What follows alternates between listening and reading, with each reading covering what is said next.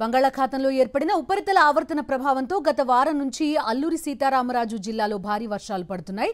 దీంతో ఏజెన్సీ ప్రాంతంలో వాగులు వంకలు పొంగి ప్రవహిస్తున్నాయి. మత్స్యగడ్డ ఉధృతంగా ప్రవహిస్తోంది. ముంచంగిపుట్టు మండలం, పెదబైలు మండలాల్లోని మారుమూల ప్రాంతాల్లో రవాణా వ్యవస్థ స్తంభించిపోయింది. మండల కేంద్రాలకు చేరుకోవాలంటే ప్రజలు తీవ్ర ఇబ్బందులు పడుతున్నారు. రోజువారీ వ్యవసాయ పనుల కోసం అతి కష్టం మీద వాగులు దాటాల్సి వస్తోంది.